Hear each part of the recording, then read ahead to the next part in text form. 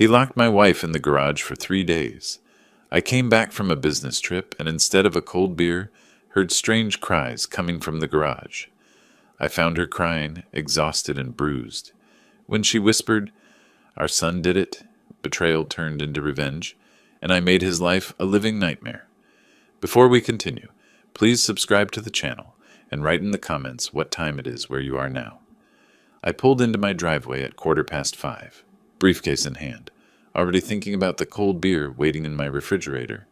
Quarterly reports could drain a man, even after 35 years as a CPA. But the silver sedan parked in my usual spot made me pause. Brent's car. He never came by unannounced. Before I reached the front door, it swung open. Della stood there, smile stretched across her face like plastic wrap pulled too tight. "Clark! Perfect timing. We have something incredible to share." I stepped inside, setting my briefcase on the entry table. Brent sat on my living room couch, hands clasped between his knees. He glanced up briefly, then away.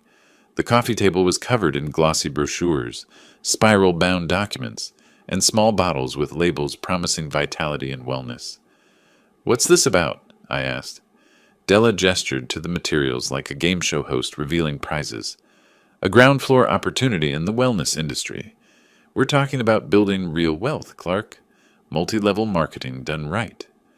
I moved closer, picking up one of the brochures. Before and after photos.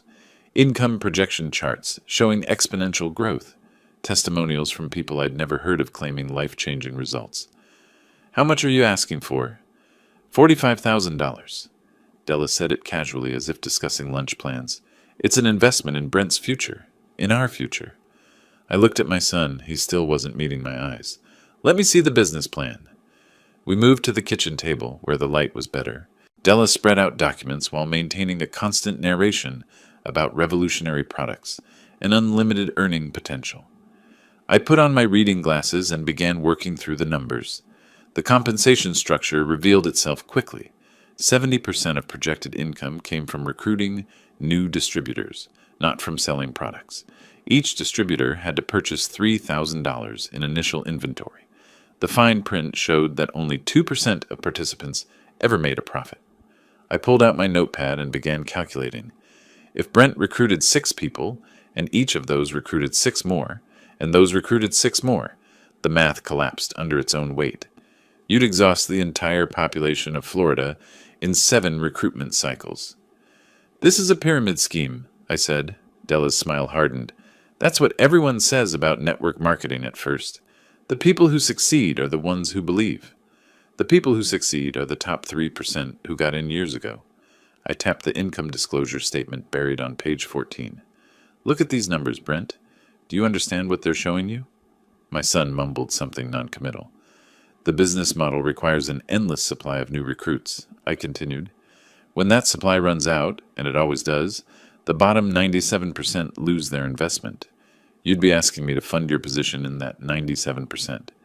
You just don't understand modern business." Della's voice had developed an edge.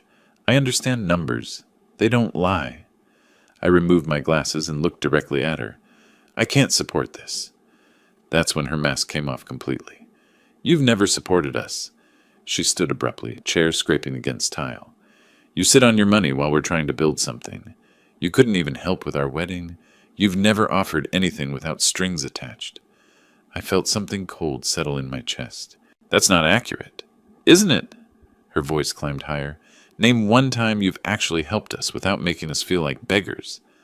I stood and walked to my home office. Returned 30 seconds later with a manila folder. Tax preparation habits die hard. I kept copies of everything. I laid out the documents in chronological order. Bank statements, canceled checks, loan agreements signed and never honored. March 2022. My voice stayed level. $30,000 for your house down payment. You called it a loan. I never asked for repayment. Della opened her mouth, but I continued. July 2022. $18,000 for Della's boutique inventory, also called a loan. The boutique closed in 6 months. I placed another check on the table. December 2023. $15,000 for Brent's vehicle because his credit application was denied. Another document. April 2024. $17,000 split across various investments and emergencies you presented as urgent. I arranged them in a neat row. $80,000 worth of generosity met with silence. I have documentation for all of it. You've never made a single payment. Not one thank you note. The kitchen went quiet. Della stared at the checks like they were forgeries. Brent finally stood, but he still wouldn't look at me. We should go, he said quietly. Della snatched her materials, stuffing them into her bag. Papers spilled out. Neither of them bent to pick them up. You'll regret this. Della's finger stabbed the air between us. We won't forget how you treated us. I won't forget either. Brent moved toward the door. I tried to catch his eye one more time. If you want to discuss this further, we can, but not tonight. And not about this scheme. Come on. Della pulled Brent's arm. We don't need him. I stood in the doorway as they walked to their car. Apparently, you do. Their sedan reversed too quickly, tires chirping as they accelerated down my quiet street. I remained there until their taillights disappeared, then walked back inside. The kitchen table still held the evidence of 5 years I'd been trying to help my son. The MLM brochure lay on top of everything else, promising financial freedom in bold letters.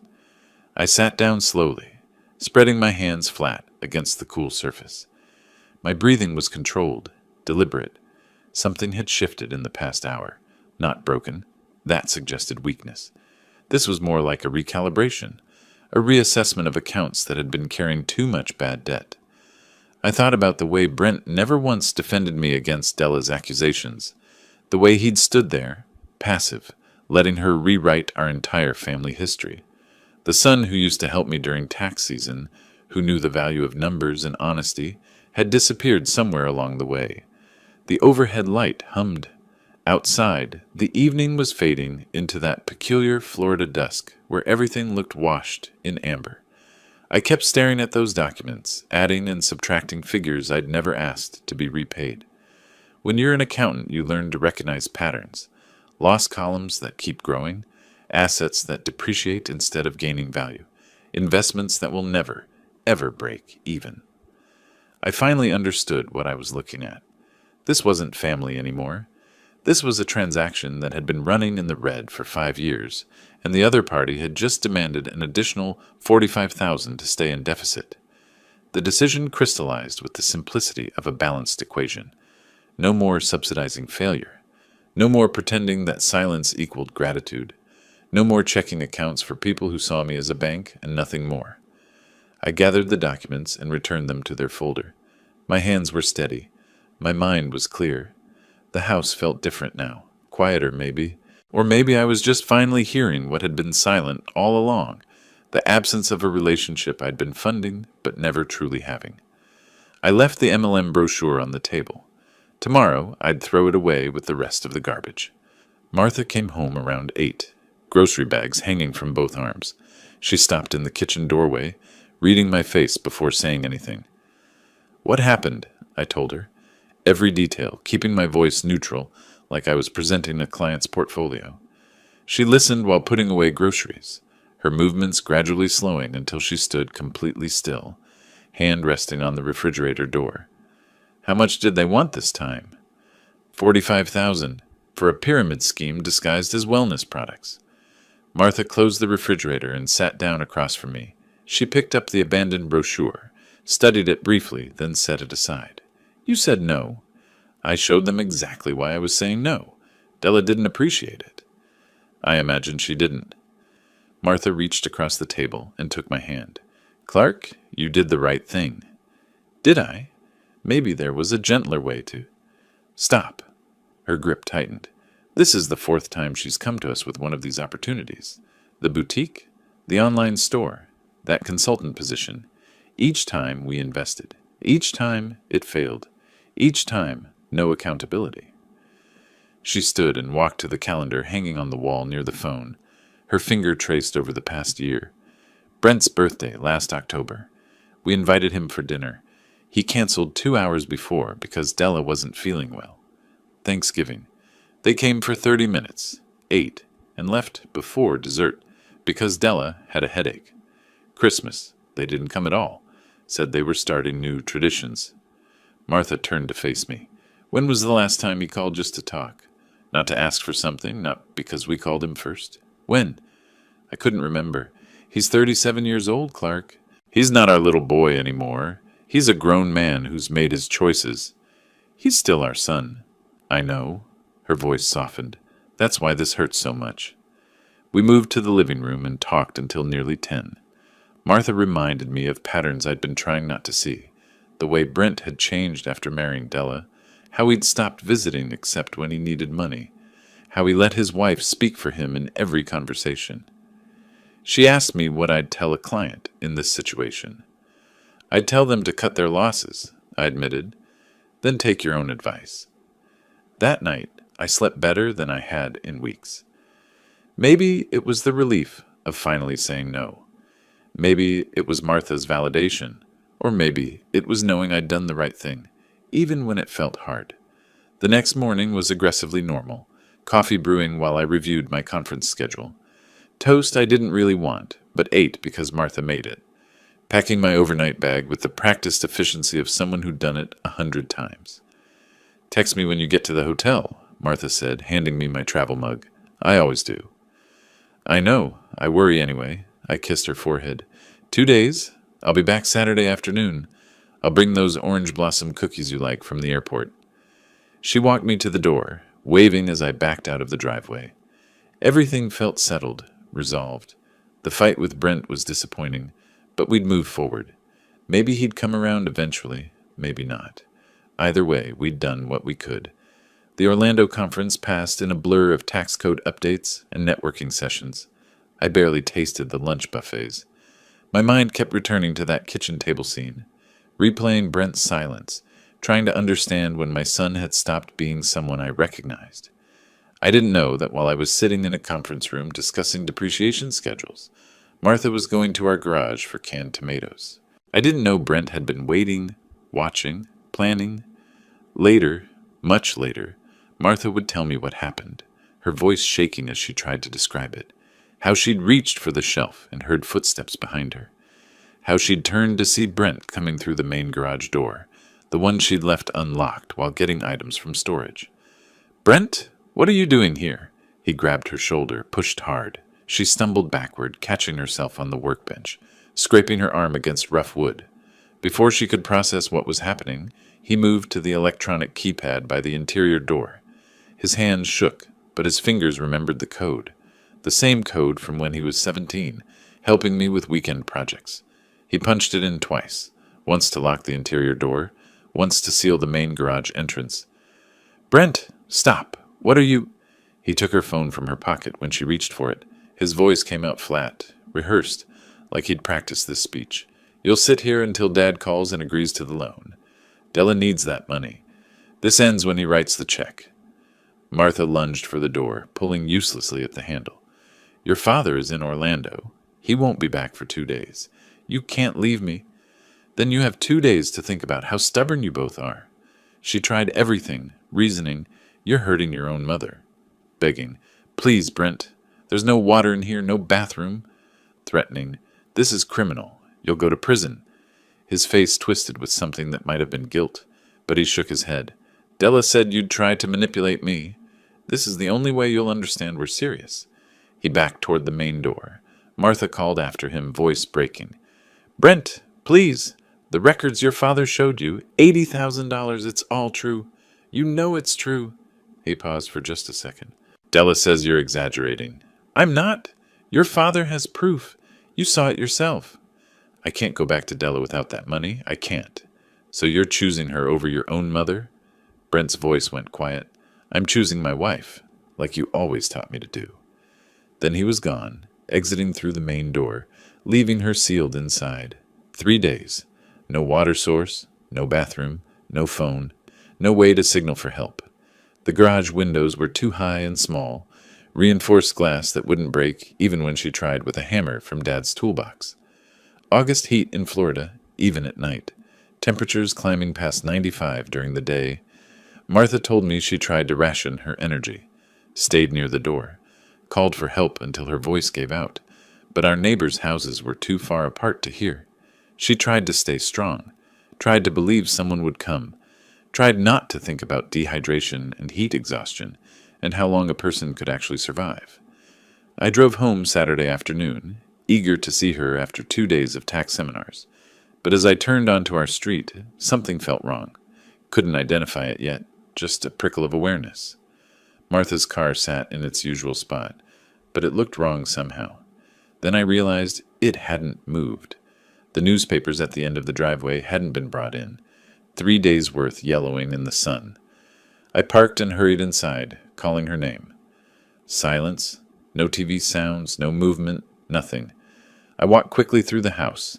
Kitchen empty, living room empty, bedroom untouched. That's when I heard it. Weak, raspy, crying. The garage. My hands shook so badly the first code entry failed. The second time, my fingers found the right numbers. The door swung open. Martha was collapsed against the wall, just inside. Face streaked with dried tears and dirt. Lips cracked and bleeding, eyes barely focusing. Bruises covered her arms and knees from falling, from desperate attempts to escape. I dropped to the floor beside her, checking her pulse with trembling fingers. Martha, Martha, can you hear me? Clark! Her voice was barely a whisper. I pulled out my phone, dialing 911, while reaching for the water bottle in my bag. I need an ambulance. My wife, she's been locked in our garage. 3 days. Severe dehydration. Is she conscious? Barely. I helped Martha sip water slowly, stopping her when she tried to gulp it down too fast. Please hurry. Martha's hand gripped mine weakly. Brent did this. Everything stopped. The world narrowed to those 3 words. What did you say? He waited until you left. Wanted you to change your mind about the money. I stared at her cracked lips, her bruised arms, her exhausted eyes. 3 days. My son had left his own mother, locked in a garage for 3 days, in August heat, without water, without mercy. Something cold and final settled over me like a second skin. The ambulance siren grew louder outside. Paramedics were coming through the front door, but I barely heard them. I held Martha's hand and made a decision more certain than any I'd ever made in 35 years of balancing accounts. Brent was going to pay for this. Every single consequence he deserved. The drive home from Orlando should have taken 90 minutes.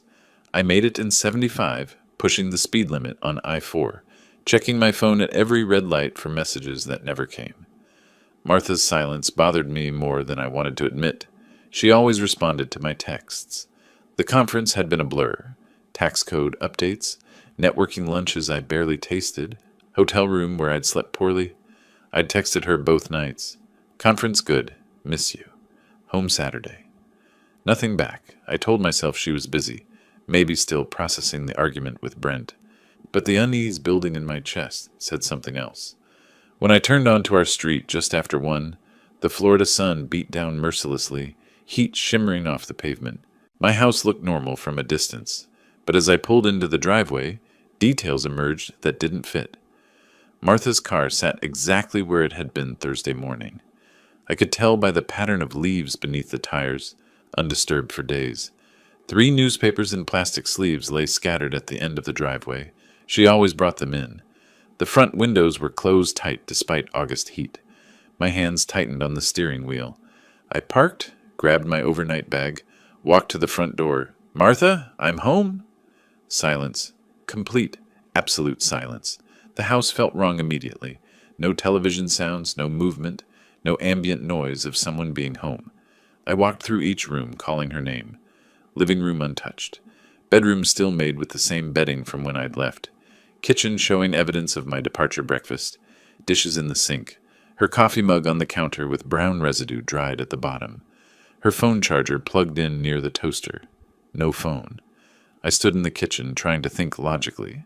Visiting a friend? She would have texted. Emergency with a neighbor? She would have called. My pulse accelerated as rational explanations collapsed under the weight of those newspapers, that closed house, that silence. Then I heard it, a weak, rasping sound from the direction of the garage. Not quite crying, not quite calling out.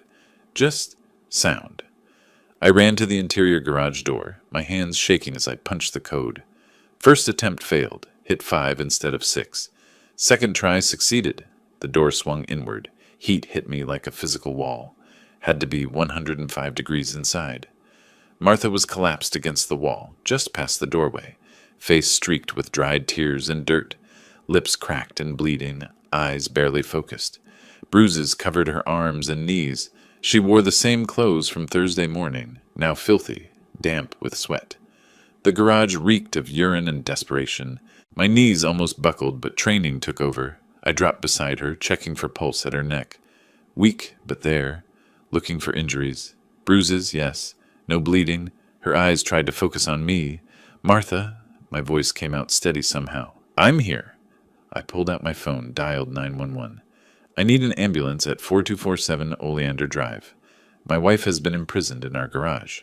Approximately 72 hours without water. She's conscious but severely dehydrated. The dispatcher asked questions. I answered while moving to my car for a water bottle. Returned, knelt beside Martha, helped her take tiny sips. Her hands shook too much to hold it herself. She coughed, water spilling down her chin, but kept drinking.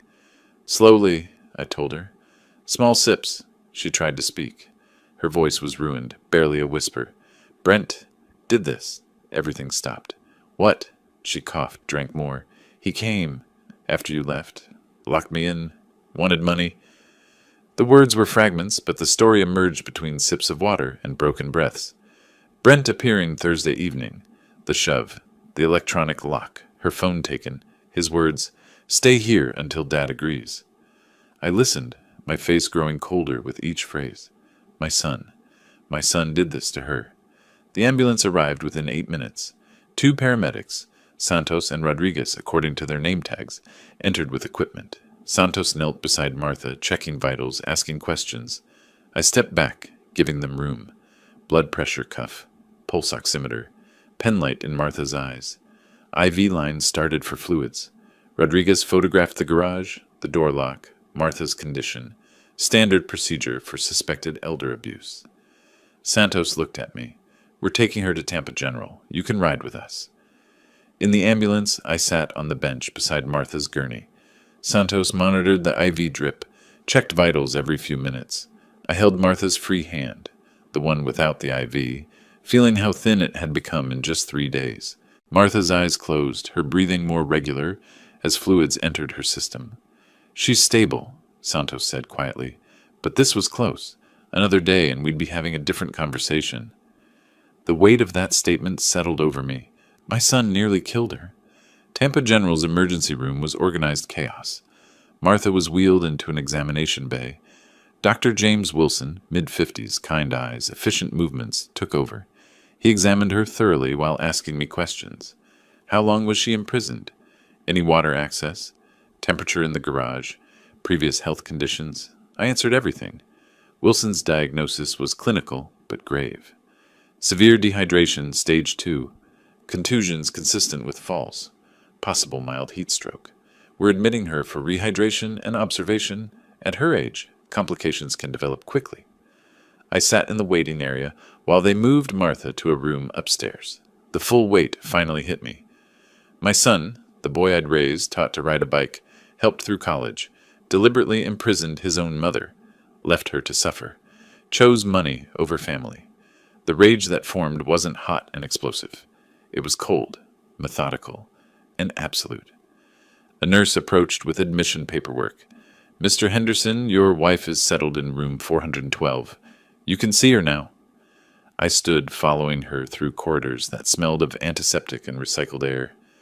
Martha looked small in the hospital bed, connected to IV lines, heart monitor beeping steadily, but her color was better. I sat beside her, took her hand. Go home, she whispered. Do what you need to do. I kissed her forehead. I'll be back in the morning. Clark. Her eyes met mine. He's still our son. I paused at the door. He stopped being our son when he locked you in that garage. The evening sun painted my driveway orange as I pulled in around 6:30. The house looked normal from outside. Neighbors probably had no idea what happened here. Inside, the air was stale from being closed up. I didn't turn on many lights, just walked directly to the garage and stood in the doorway, looking at the space that had imprisoned my wife. The smell was still there. Sweat, urine, fear. I pulled out my phone and began photographing. The electronic keypad on the interior door. The high windows Martha had tried to reach. The concrete floor where she'd collapsed. Wide shots establishing the space. Close-ups of relevant details. Measurements of the window height. Temperature reading from my phone, still 93 degrees at 7 p.m. I photographed her dried tears on the floor, the marks on the door where she'd pounded, the overturned shelf where she'd tried to climb.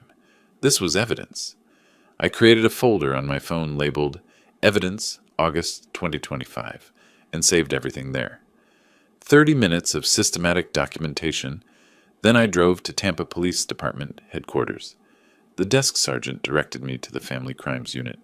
Detective Karen Morales was working late, a slim woman in her mid-40s, sharp eyes, professional demeanor. She listened to my statement without interrupting, taking notes on a tablet. When I finished, she asked direct questions. Your son had access to your home? He knows the garage door code. You have evidence of this? I showed her my photographs. She studied each one, nodding. This is criminal, Mr. Henderson. Florida takes elder abuse seriously. Based on what you're telling me, we're looking at false imprisonment and elder abuse charges. She followed me back to my house in her unmarked car. Wearing latex gloves, carrying an evidence collection kit, she photographed everything I'd already photographed, but with official police equipment. She dusted the electronic keypad for fingerprints. Multiple sets. Mine, Martha's, Brent's. She tested the lock mechanism, confirmed it could only be opened with the code from either side. She measured, documented, collected. When did you change this code last? She asked. Never. Same since installation 10 years ago. Who knows it? Family members, including Brent. She made notes. Any nearby security cameras? I remembered the Johnsons across the street.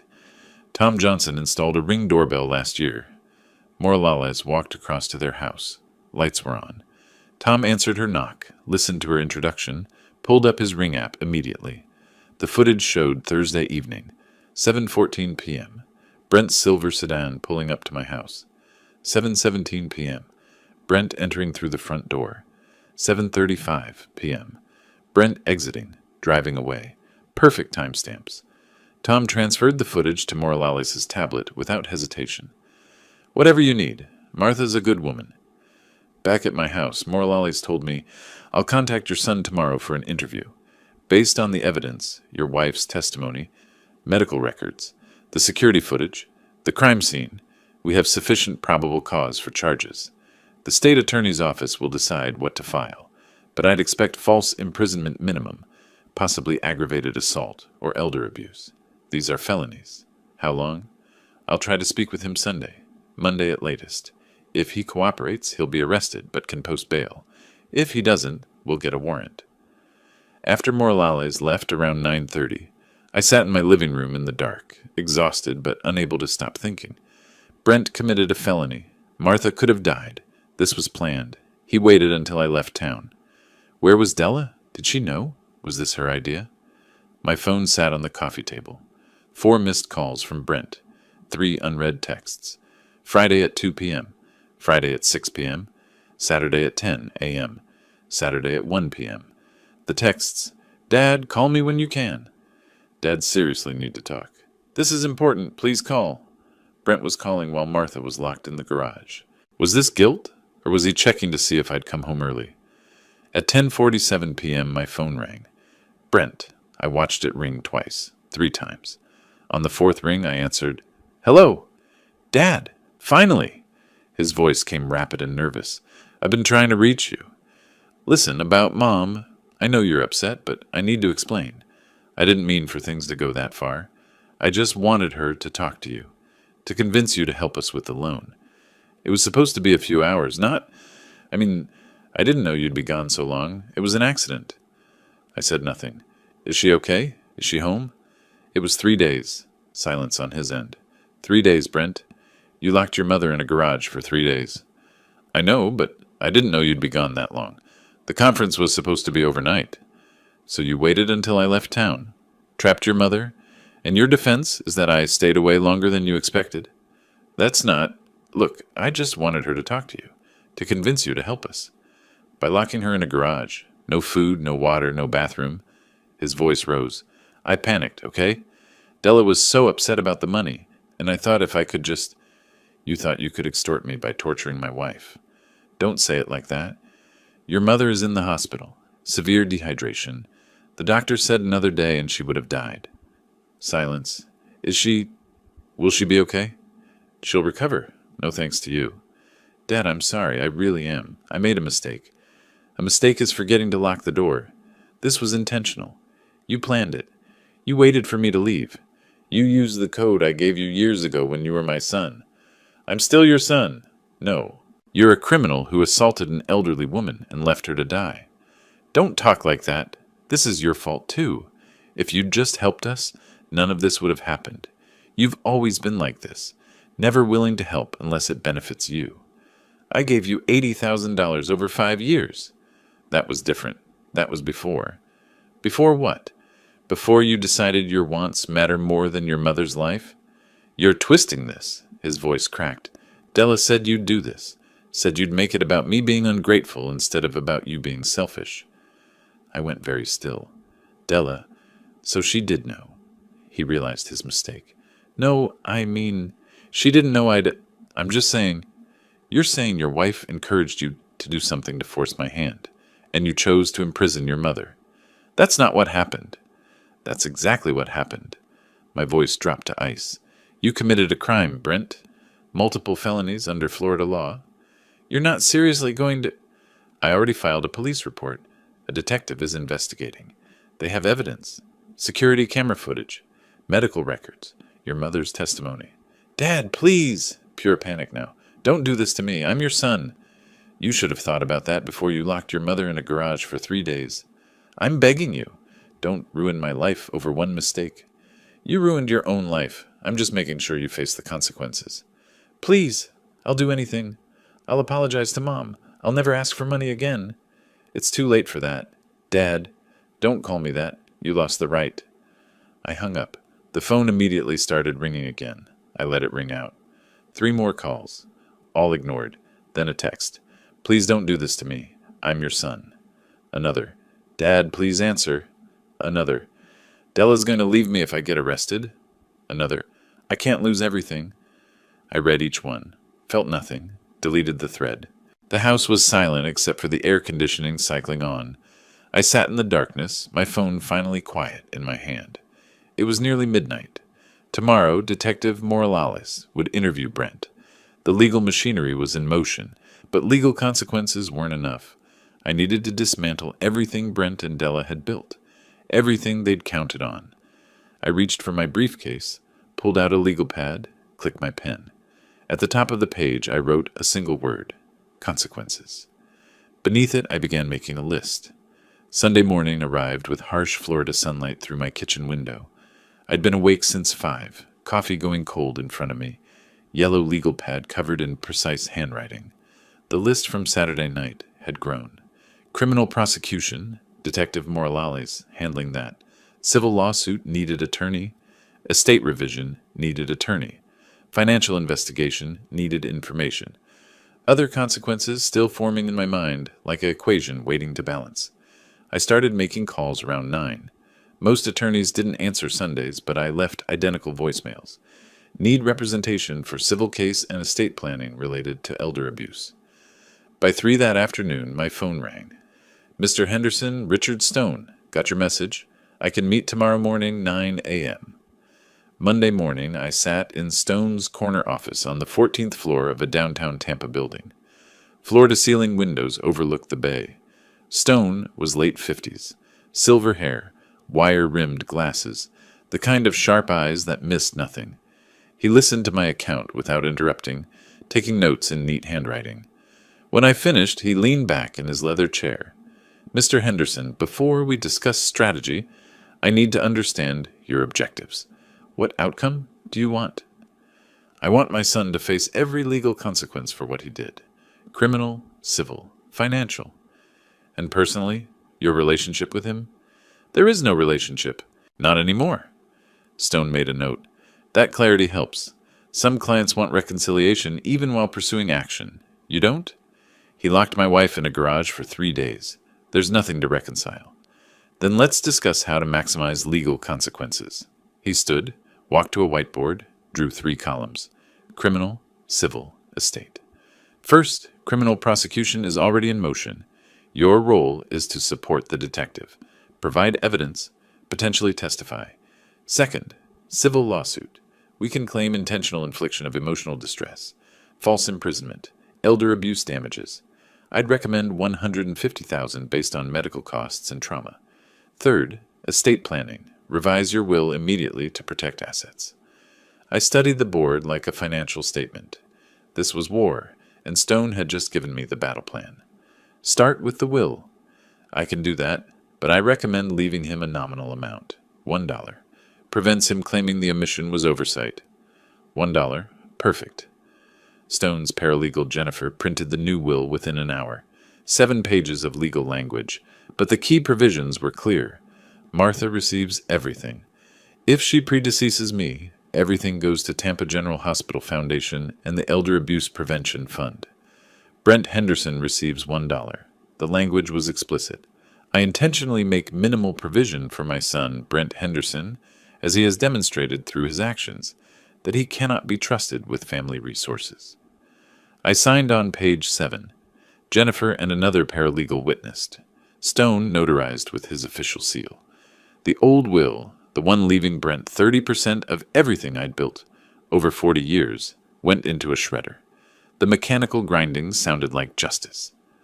Late Monday afternoon, still in Stone's office reviewing the civil complaint draft, his phone buzzed. Text from a private investigator. Preliminary report, ready. Stone rotated his monitor so I could see. Bullet points filled the screen.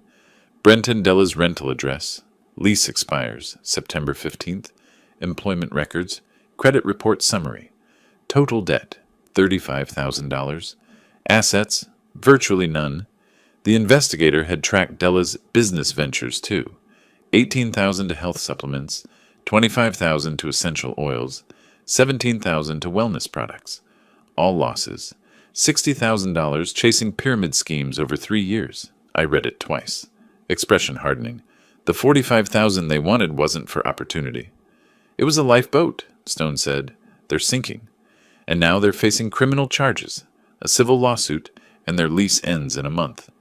Stone allowed himself a small smile. Finding new housing with a felony charge will be nearly impossible. They did this to themselves. They did, but you're making sure they can't escape the consequences. I picked Martha up from Tampa General that afternoon. She'd been cleared by Dr. Wilson after 48 hours of IV fluids and monitoring. She looked better, color returned, eyes brighter, but still moved carefully. At home, I'd prepared everything. Water bottles, medications, TV remote. She sat on our bed, looked around like seeing it for the first time. I didn't think I'd see this room again. I sat beside her, took her hand. You're home now. You're safe. That evening around 8, my phone rang. Brent again. I considered ignoring it, then answered. Let him dig himself deeper. His voice was different from Saturday, less angry, more frightened. Dad, please. I heard you hired an attorney. Please tell me that's not true. It's true. Why? The police are already involved. Isn't that enough? No. What more do you want from me? I want you to lose everything you valued more than your mother's life. I didn't value money more than Mom. It wasn't about money. Then what was it about? He struggled. It was about... Della needed... We had bills. So it was about money. That's not fair. Della didn't know what I was going to do, I swear. You told me Saturday that Della predicted my response, that she knew exactly how I'd react. Silence. She knew what you were planning and supported it. No, I meant she knew you'd overreact. Overreact to my wife being imprisoned for 3 days. You're really going to destroy me, your own son? You destroyed yourself when you locked that garage door. I was desperate. We needed money. I gave you $80,000 over 5 years. You needed better decisions, not more money. So I make one mistake and you cut me out forever? It wasn't a mistake. It was a choice. You chose Della over your mother. You chose money over family. You chose to walk away and leave her to die. She didn't die. Not for lack of your trying. I ended the call. Then I pulled up his contact information, stared at the name. Brent, son, with a photo from 5 years ago, and pressed block contact. Changed the name to just Brent Henderson. No relationship, just a name. Later that evening, Martha asked me to explain everything. I told her about the attorney meeting, the new will, The civil lawsuit being prepared, the financial investigation. She listened quietly, face unreadable. Finally, one question. Is this really what you need to do? I need him to understand that actions have consequences, that he can't hurt people and walk away. She studied my face, seeing the transformation complete. Then do what you need to do. I trust you. Not quite permission, but understanding. For me, that was enough. But Clark, she added softly, don't let this consume you. It won't. Once it's finished, it's finished. Martha fell asleep in her chair around 10. I watched her, then checked my phone. Email from Stone. Civil complaint ready for review. Will file Friday unless you request changes. Detective Morales indicated arrest, likely Wednesday. Wednesday, 2 days away. I set down my phone, allowed myself a moment of satisfaction. The machinery was in motion, and nothing could stop it now. Wednesday morning felt different, sharper somehow, like the air before a storm. Martha was in the kitchen making tea when my phone rang at 9:15. Detective Morales. Mr. Henderson, I wanted to inform you personally. We arrested your son an hour ago. He's being processed now. I set down my coffee cup carefully. What are the charges? False imprisonment, a third-degree felony. Elder abuse under Florida Statute 825-102, also third-degree felony. Bond is set at $25,000. He'll be arraigned this afternoon. Did he say anything? He requested an attorney. Smart move, actually. But Mr. Henderson, the evidence is overwhelming. Security footage, medical records, your wife's testimony. The state attorney is very interested in this case. After we hung up, I sat still for a moment. Martha watched me from across the kitchen. It happened, I said. They arrested him. She nodded slowly, gripping her teacup. And now? Now he has to post $25,000 for bail. Then he waits for trial. Do they have that kind of money? I thought about the PI report. $35,000 in debt, no assets, no savings. No, they don't. Martha was quiet. Then, so he'll sit in jail? Until someone bails him out. Or until arraignment if he can't make bail. She turned back to her tea. I couldn't read her expression. Around 2 that afternoon, my phone rang again. Unknown number. I almost didn't answer. Clark Henderson. You son of a... Della's voice, shrill with rage. You had him arrested. Your own son. I'd been waiting for this call. Your husband committed multiple felonies. The police arrested him based on evidence. Evidence you gave them. You could have just let it go. Let it go. Your husband locked my wife in a garage for 3 days. It was a mistake. He panicked. It was a choice. He made it. Now he's facing the consequences? We don't have $25,000. Her voice cracked. He's going to sit in jail because you're too stubborn to help your own family. You have family elsewhere. Ask them. We've asked everyone. Nobody has that kind of money lying around. I let the silence stretch. Finally, then I guess he'll stay in jail until trial. You're destroying us. We'll lose everything. You already have nothing. The investigator's report was very thorough. $35,000 in debt. No assets. Your lease ends in 3 weeks. And Della, $60,000 on pyramid schemes. 3 different companies. You're not building a business. You're chasing fantasies. She went silent. When she spoke again, her voice was different, calculating. You've been investigating us? I needed to know what I was dealing with. That's illegal. It's perfectly legal in preparation for a civil lawsuit, which I'm filing Friday. A lawsuit? For what? $150,000. Intentional infliction of emotional distress. Elder abuse damages. Medical costs. Pain and suffering. Her breathing was rapid now. We don't have that kind of money. I know. The judgment will follow you for decades. Garnish your wages. Destroy your credit further. Make it impossible to rent. Buy a house. Get loans. Every time you try to rebuild, it'll be there. Why are you doing this? She was crying now. We made a mistake. People make mistakes. Mistakes have consequences. Your husband nearly killed my wife. I'm making sure he pays for it. And Della, based on what my son said Saturday night, you knew what he was planning. You encouraged it. So you'll pay too. I didn't know. I never told him to. He said you predicted how I'd react. That means you knew what he was going to do. That's not what I meant. It's exactly what you meant. You wanted that 45,000 so badly, you let your husband imprison an elderly woman. I want to talk to Martha. She'll understand. You're not talking to my wife ever again. Please, just drop the charges. We'll leave you alone. We'll never contact you again. You should have thought about that before you decided money was worth more than family. Clark, please. I hung up. Martha stood in the doorway. That was Della. Yes, she's desperate. She should be. Martha moved to the couch, sat down carefully. What happens now? Now they try to raise bail money. They'll fail. Brent sits in jail until arraignment, probably gets released on his own recognizance given his clean record. Then they wait for trial while I file the civil suit. Their lease ends. They can't find new housing with a felony charge pending. They spiral. And you'll watch. Yes. She looked at me for a long moment. I don't recognize you sometimes. This version of you. This version of me is protecting you. I know. But Clark, where does it end? It ends when every legal consequence has been applied. Criminal conviction, civil judgment, permanent exclusion from our estate. When he's lost everything he chose over you. And then we move on. He's not our son anymore. He's just someone who once was. Martha closed her eyes. I keep thinking about when he was little, when he'd fall and come running to me, when he needed us. He still needed us 2 weeks ago.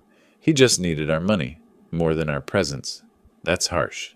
That's accurate. My phone buzzed. Text from Richard Stone. Civil complaint filed with clerk's office.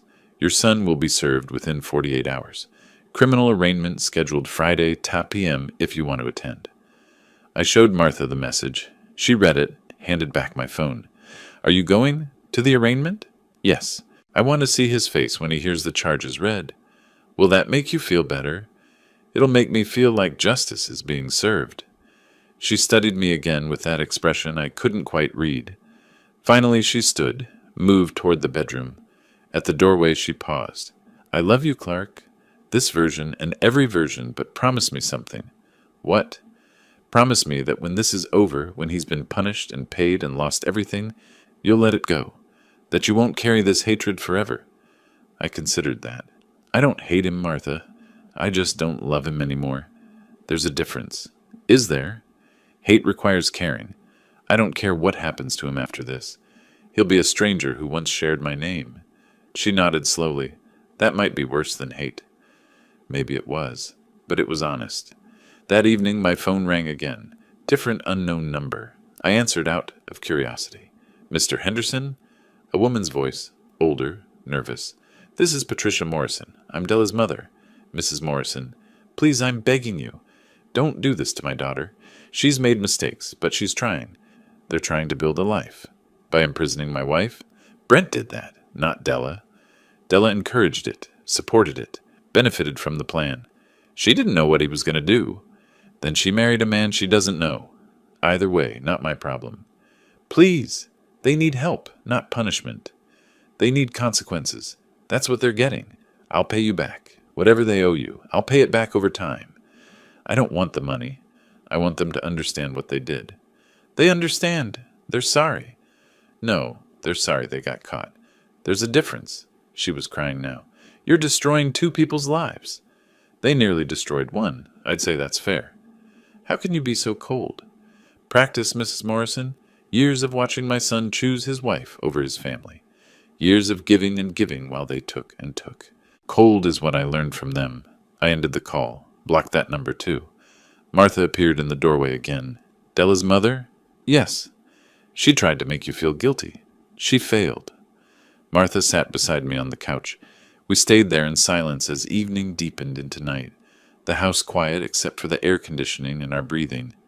My phone sat on the coffee table, dark and silent. No more calls would come tonight. They'd exhausted their options. Friday's arraignment would be next. Then the civil suit service. Then trial dates, court appearances, the slow, grinding machinery of justice. I'd built my career on balancing accounts, making sure every number had its place, every ledger reconciled. This was just another account, and it was finally, perfectly, balanced. Thursday morning, my phone buzzed repeatedly. Text from Tom Johnson. Clark, someone posted something about you on Facebook. Text from Carol Sanders. Is this true? Call me. Text from Mike Reynolds. What's going on? I opened Facebook, which I checked maybe once a month. At the top of my feed, Della's post, written at 11:23 Wednesday night. Long, emotional, accusatory. She painted Brent as a victim being persecuted by a wealthy, controlling father. She claimed he'd accidentally left Martha in the garage for a few hours, and I was exaggerating to punish their independence. 47 shares, 124 reactions. Comments from Brent's friends. Stay strong. Your dad sounds toxic. Martha read it over my shoulder. Her grip on my desk chair tightened, knuckles white. That's not what happened. She's lying. I know. You need to respond. Tell people the truth. I turned to face her. Anything I write becomes part of the public record. It can be twisted in court.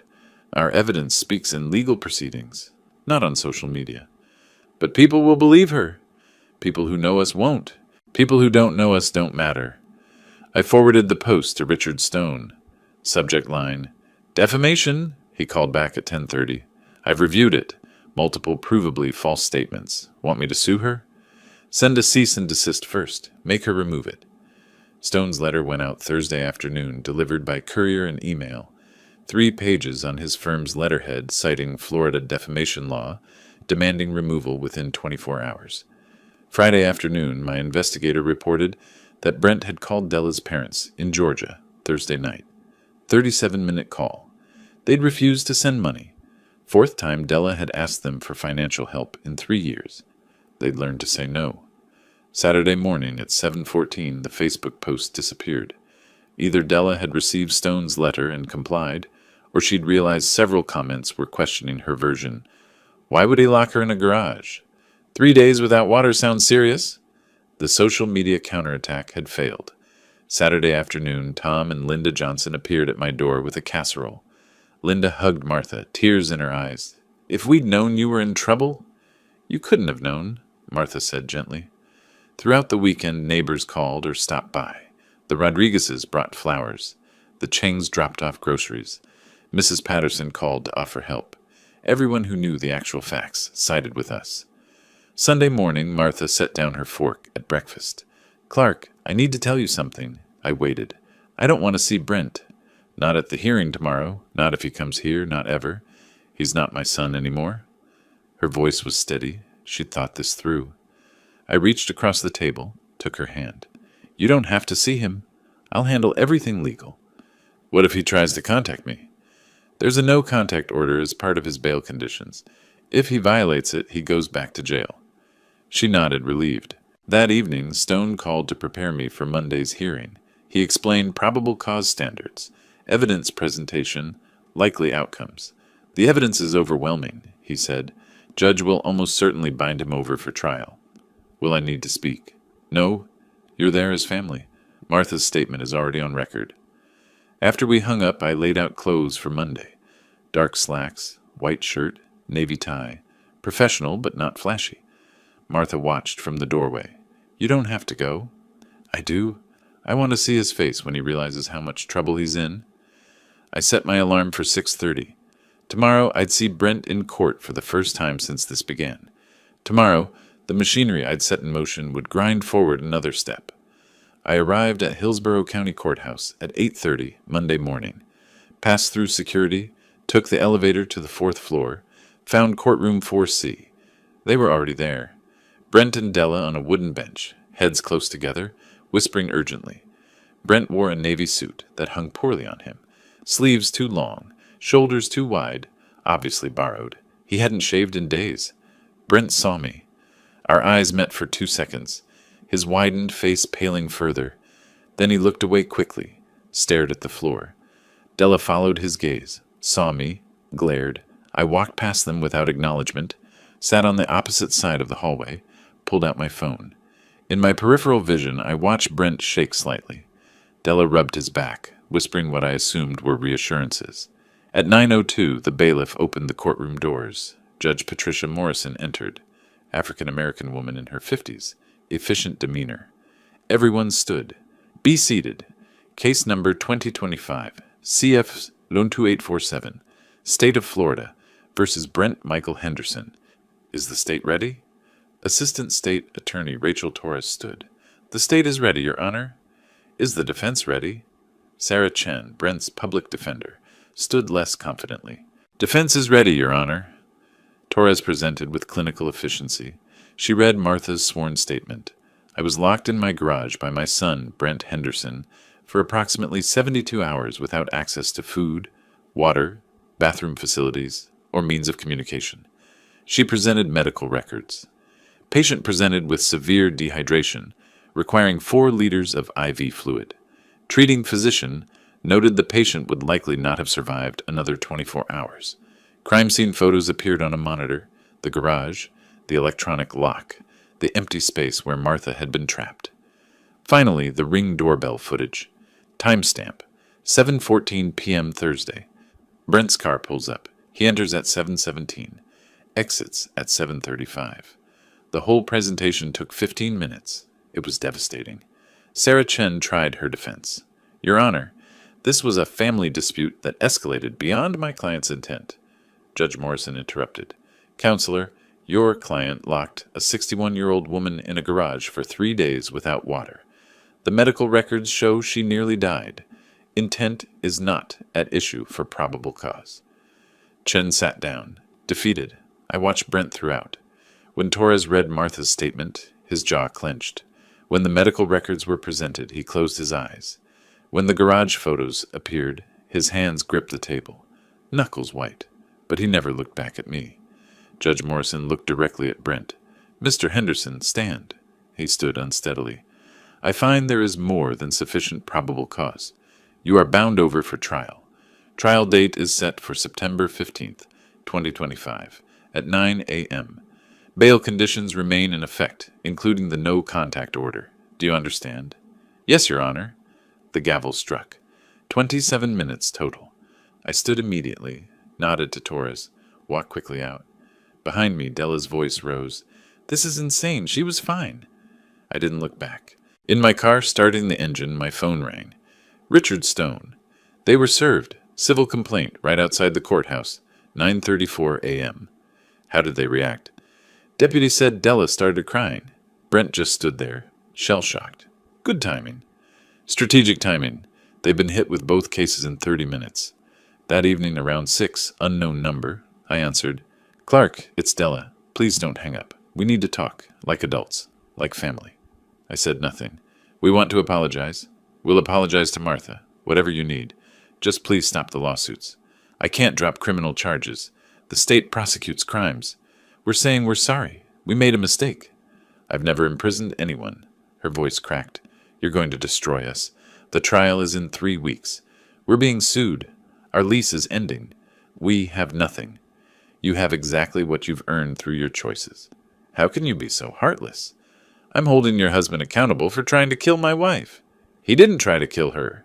A judge, prosecutor, and doctor all disagree with you. Goodbye, Della. I hung up, blocked the number. Later, Martha asked, How did the hearing go? Probable cause found. Trial set for September 15th. Did he look sorry? I considered my answer carefully. He looked scared. That's not the same thing. She nodded, understanding. That night, for the first time since her rescue, Martha slept soundly.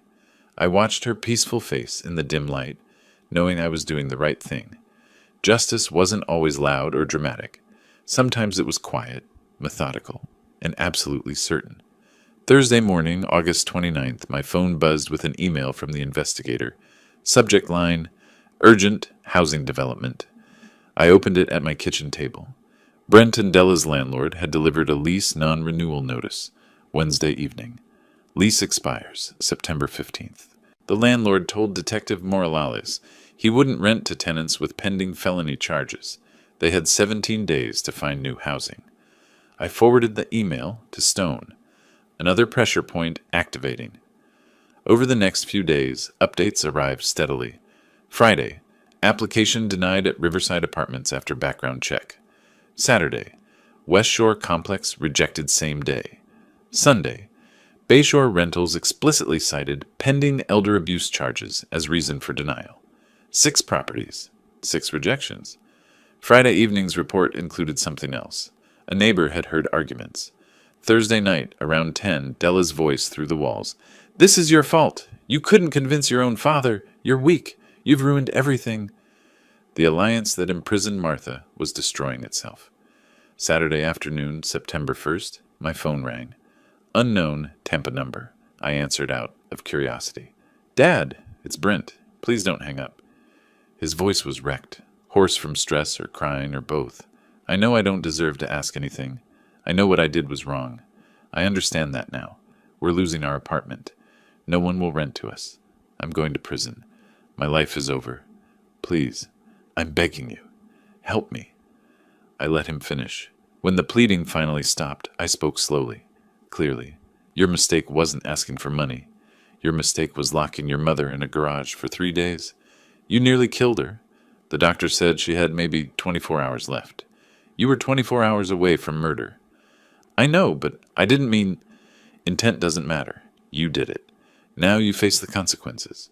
You'll go to your trial. You'll accept whatever judgment you receive. You'll rebuild your life without any help from me. We're done. Don't call again. Dad, please. I'm not your dad anymore. Goodbye, Brent. I hung up, added the number to my block list. Not because I thought he'd call again, but for the finality of it. Tuesday, September 4th. The investigator's comprehensive report arrived. Housing status, none secured. Financial status, bail loan payment missed, collections starting. Employment status, terminated from job August 30th. Credit score, fallen to 510. Civil suit status, 3 legal aid organizations declined to help. Every domino had fallen. That evening, Martha asked how I felt as the trial approached. Satisfied, I said after considering. Not happy. Not vindictive. Just satisfied that justice is working. Do you think he's learned anything? He's learned actions have consequences.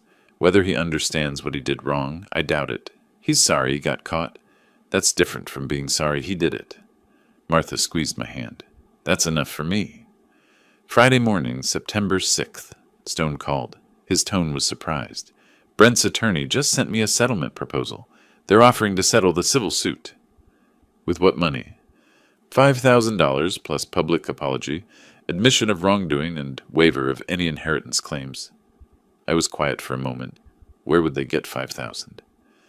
That's everything they can scrape together. It's a desperation offer. Stone explained, we'd never collect the full $150,000 anyway. The $5,000 was symbolic, but the other terms were valuable. Formal admission, inheritance waiver, apology on record. They wouldn't offer this unless they were completely defeated. Stone said, this is surrender. I needed to think about it. That evening, Martha and I sat at the kitchen table. The settlement proposal printed between us. Formal apology. Admission of wrongdoing. Inheritance waiver. $5,000. What are you going to do? Martha asked. I traced the typed words with my finger. I'm going to accept it. Not because I forgive him, but because this is what victory looks like. He's admitting everything, giving up everything. He's broken. Martha covered my hand with hers. Then let's end this. Monday, we'd go to court. One final time. Monday morning, September 8th, Martha insisted on coming to the courthouse. I want to be there when it ends, she said. We dressed professionally, drove downtown together. The courthouse felt familiar now. This would be the last time. At 10 a.m., we entered Civil Courtroom 3B. Smaller than the criminal courtroom, more intimate. Judge Thomas Rodriguez presided. Richard Stone was already there. Sarah Chen arrived with Brent and Della. Brent wore that same ill-fitting suit. Della wore gray, her face carefully made up to hide stress. They didn't look at us. Henderson versus Henderson, Judge Rodriguez called. Civil settlement approval. Stone presented the agreement. Chen confirmed her clients understood and accepted. The judge read it himself, then looked at Brent and Della. This is an admission of liability. Do you understand? Yes, Your Honor, they both said quietly. The settlement requires a formal apology. Mr. Henderson, you may proceed. Brent stood, pulled a folded paper from his pocket. His hands trembled. His voice was flat, mechanical. I, Brent Henderson, apologize to Clark and Martha Henderson for my actions on August 15th, 2025. I imprisoned my mother, Martha Henderson, for approximately 72 hours, causing her severe physical and emotional harm. I take full responsibility for my actions. He sat down quickly. I watched him throughout, looking for genuine remorse. Found none. This wasn't an apology. It was legal compliance. Judge Rodriguez signed the settlement order. This case is closed. The gavel came down. 15 minutes total. Stone shook my hand afterward. That's it. We're done. In the hallway, ASA Rachel Torres approached. Mr. Henderson, your son's attorney negotiated a plea agreement. No contest plea to both charges. 2 years probation, 200 hours community service, mandatory counseling, permanent no-contact order, and if he violates, immediate incarceration, up to 10 years. I nodded. Justice is served. Judge Morrison can take the plea now, 11 a.m. We stayed. At 11:03, we were back in Judge Morrison's courtroom. She recognized us, nodded acknowledgement. The plea hearing was procedural, but important. Mr. Henderson, you're pleading no contest. Do you understand you're accepting conviction? Yes, Your Honor. Do you understand if you violate probation, you go to prison? Yes, Your Honor. She signed the sentencing order. This court is adjourned. Another gavel. Another ending. We exited into the hallway. For a moment, Clark and Brent were walking toward the elevators, 10 feet apart. Brent glanced over. Our eyes met. 3 seconds. His eyes were exhausted, defeated. He looked like he wanted to speak. His mouth opened slightly. I simply looked at him. Not with anger, not with satisfaction, just acknowledgement. Then I took Martha's hand and walked past him toward the elevator. No words, nothing left to say. Behind us, Della's voice rose. 2 years? After everything? The elevator doors closed. In the car, Martha asked, "What are you thinking?" I'm thinking that justice isn't always dramatic. He admitted what he did. He has a felony record. He's supervised for 2 years. He can't contact us. He lost everything. That's justice. It works. And we're done? Really done. Both cases closed today. We move forward. That evening I grilled chicken while Martha made salad. We ate on the patio as the sun set, talking about ordinary things. Martha's book club, the Johnsons' dinner invitation, a cruise we might take in October. We didn't mention Brent. That chapter was closed. Later, in my office, I opened my laptop, found the Case August 2025 folder, added the final documents, settlement agreement, plea agreement, sentencing order, 24 days from crime to resolution. I created a subfolder, closed September 2025, moved everything into it, archived it. When I returned to the bedroom, Martha was already asleep, peaceful. I lay beside her, feeling something I hadn't felt in weeks, complete calm. It was over. Justice was served. We could rest. If you liked this story, please like this video, subscribe to the channel, and share your impressions of this story in the comments. To listen to the next story, click on the box on the left. Thank you for watching.